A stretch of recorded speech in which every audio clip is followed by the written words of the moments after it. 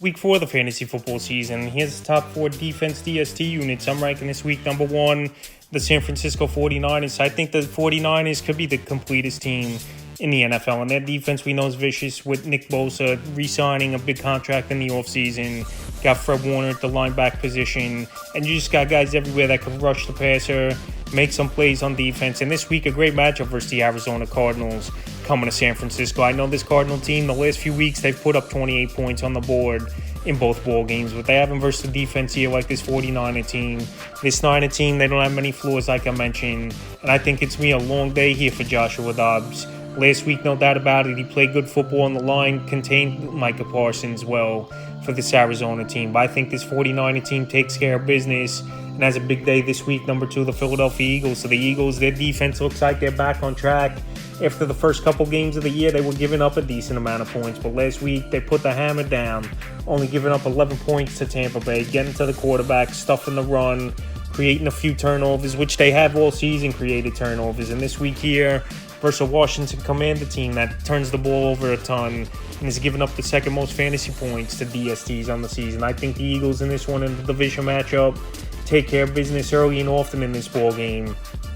And right now, I have them at 2. I wouldn't be surprised in me if they have anywhere from 10, 20 fantasy point range.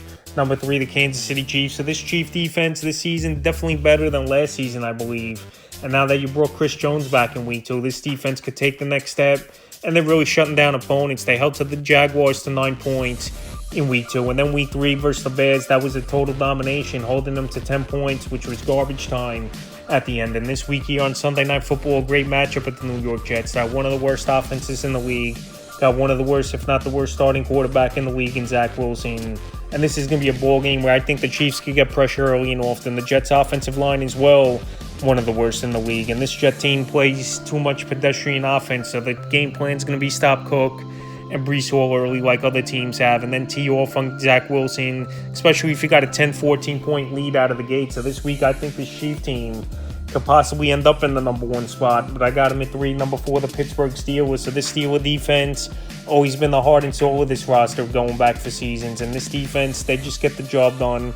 We saw in week 2 they had 2 pick sixes versus the Cleveland Browns. Last week, pretty solid performance versus Jimmy Garoppolo and that Raider team until he put some points up on the board in catch-up time when they're playing prevent defense. But this week here, good matchup with the Houston Texans. I know this Texan offense, they got some weapons. I know they're young, but guys like Tank Dell, they're breaking out in the rookie season. C.J. Stroud, he looks poised in the pocket and hasn't thrown an interception so far this season, even though I know he has 2 fumble losses. And you got Nico Collins and Damian Pierce, so pretty solid offense over there in Houston. But I think this defense could go in there, led by T.J. Watt, make some plays, get some pressure on C.J. Stroud, and I could see Stroud throwing his first interception in this ball game. So I think the Steelers keep this to a low score, make plays on Stroud, get a few sacks, and I got them at 4. Number 5, the Dallas Cowboys. So the Cowboys last week, their defense was pretty horrendous in that one at the Arizona Cardinals. I don't know if the Trevon Diggs was his thing, was still messing with them, even though we know he's one of the best corners in the league. Still, the pass rush couldn't do anything.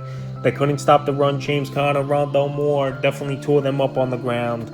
And this week here, old friend Ezekiel Elliott comes back to town versus the Cowboys. Even though I know he's not the starting running back, obviously, he's still going to get a decent workload and try to run all over this Cowboy defense. So this week here, this Cowboy defense, they got to fill the gaps early in this ball game. They got to stop the run, and then they got to try to make Mac Jones be one-dimensional and try to beat him. And that's where this defense could have success once again, because we saw week 1 and week 2, they dominated, obviously, the Giants in week 1, 40-0, 2 touchdowns defensively, a few sacks in that ball game. And then week 2 versus Jets, there was no contest, winning that 130-10, so they got to get back to basics. And this week here, I still think they could put on a decent performance.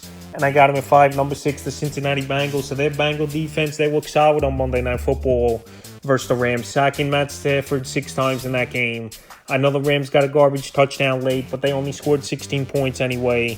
And this week they're versus one of the worst offensive lines in the league at the Tennessee Titans. I know the Titans on paper have good weapons in Derrick Henry, obviously one of the best backs still in the league. DeAndre Hopkins, Traylon Burks, but they're not getting the football to those guys. Tannehill, another quarterback holding on to the football too long. Just not that good of a quarterback anymore and inaccurate. So the Cincinnati Bengal team, their season was on the brink at 0-3. pulled it out on Monday Night Football with the victory. And this week here, I think this defense is motivated, and they go to Tennessee and play a good ball game once again, creating turnovers, getting pressure on Tannehill. And I got him at 6. Number 7, the Cleveland Browns. So this Brown defense obviously is led by Myles Garrett and Denzel Ward, and that's where you want on a defensive unit to have an elite pass rusher and pretty much a lockdown corner for the most part. So this week here versus a Baltimore Raven team where their offense, besides Lamar Jackson running the football, couldn't move the football last week, was Baltimore, versus the middle of the pack to poor Indianapolis Colts defense. So this week here, I think the game plan, they're going to take a blueprint from what the Colts did in that ball game. Tried Lamar let him get his a little bit running the football, but pretty much try to shut down the pass. And when you got a pass rusher like Garrett, I think he could get to Lamar a few times in this ball game. And this Brown team, they want to make everyone know they're for real. 2-1 this season. If they could go beat Baltimore this week, that'll be a huge victory. So I think this defense comes to play in the dog pound here this week for this Brown team. And it wouldn't be surprising to me if they have a good one once again. They're 7. Number 8, the New England Patriots. I know this Cowboy team on paper has a good offense, but honestly, offensively, they just can't punch the football in the end zone this season, where they're settling for tons of field goals. The last 2 games, this Cowboy team 3 for 10 in the red zone. So this Patriot defense we know is a bend but don't break type of defense. They still could get pressure on the quarterback. And Dak Prescott, another quarterback that just holds on to the football too long, and he's playing way too conservative. They're not driving the football down the field. Obviously, they don't have huge confidence in this Cowboy offense and Mike McCarthy play calling and Dak spreading the field and making big plays. And this week here versus a Patriot team where we've seen a lot of quarterbacks throughout the years make mistakes. He could make a few in this one, I believe. And Matthew Judon still obviously an elite pass rusher as well with a banged up offensive line for this Cowboy team. So I think this Patriot team surprisingly could put in a top 10 performance this week. Number 9, the Los Angeles Chargers. I know it's a 1 week only use streaming option is this Charger defense. When you got a guy like Joey Bosa and Khalil Mack, I still think these guys could go out there and make some plays for this Charger team. And this week they versus the Vegas Raiders. Jimmy Garoppolo, as of now recording this, is in concussion protocol. We don't know if he's going to play in this ball game. And they could get pressure on Garoppolo or Hoyer or O'Donnell, whoever the quarterback's going to be in this ball game for this Raider team. I just think the Chargers at home, coming off a big victory, saving their season if 0-2 to start the season, beating Minnesota. So I think in this one, they get pressure on whoever the quarterback's going to be. I know Devontae Adams, he'll still get his points on the board, and Josh Jacobs, one of the better backs in the league. But still, I think this Charger defense could surprise. And last week, they still had a decent game, even though they did give up 24 points in that one. They had a few fumble recoveries, and they had a few sacks as well. Number 10, the Tampa Bay Bucks. So the Buccaneers here go to the New Orleans Saints. And this Saint offense, they could be in trouble as well this week here with Jameis Winston quarterback. Even though I know Jameis, he has a good arm. He really could spread the ball down the field, no doubt about it. And they got the receivers in Chris Olave. Michael Thomas so far has been healthy. He's had double-digit fantasy games in the first 3 in PPR leagues. And Rashid Shaheed's been a sleeper player as well for this New Orleans Saints team. But I think this Buck team, they go in there in New Orleans. This is a close ball game, division rivals, obviously. And I think the defense can make a few plays in this ball game. And the first 2 weeks, this defense was pretty all right until the Eagles came to town, obviously, last week, and put up a monster game. But this week, I think the Bucs, especially with a backup quarterback in Winston, who we know is turnover prone. Each game, no doubt about it for Winston here. I still think the Bucs have a good one, and they're 10. Number 11, the Baltimore Ravens. So this Raven defense, they're getting to the quarterback, but they're not turning the football over really.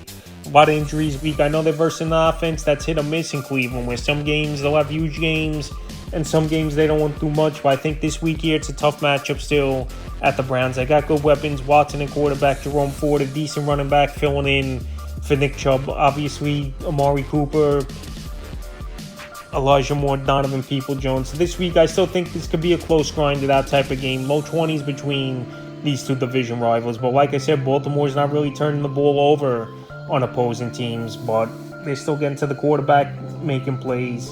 But they just got to get turnovers, and the injuries definitely don't help as well. But I got them in 11 in the 12th and final defense. DST, I'm ranking this week is the Denver Broncos. So the Broncos here, last week I know they got torched for 70 points, but this week it's a different week, and they got a good matchup at the Chicago Bears. One of the worst offenses in the league. They can't put points on the board. Justin Fields, he's been a crash test dummy, holding on to the football too long, overthinking, and just not a good offensive line as well for Chicago. Their running game's been non-existent. and pretty much DJ Moore, the only guy contributing to fantasy football out of that offense in the first 3 weeks. So this Bronco defense, they're embarrassed after last week. But obviously this Bear offense is nowhere close to this Dolphin offense. I think the Broncos get back on track. I know it's been a tough season, but this week here, I think this defense, they're going to start figuring things out a little bit in a good matchup, which could get them right. So right now, where the Broncos pretty much available in all fantasy leagues after that horrible performance, I think they could crack the top 12 in fantasy points this week. So that's the top 12 defense DST units I'm ranking for week 4 of the fantasy football season.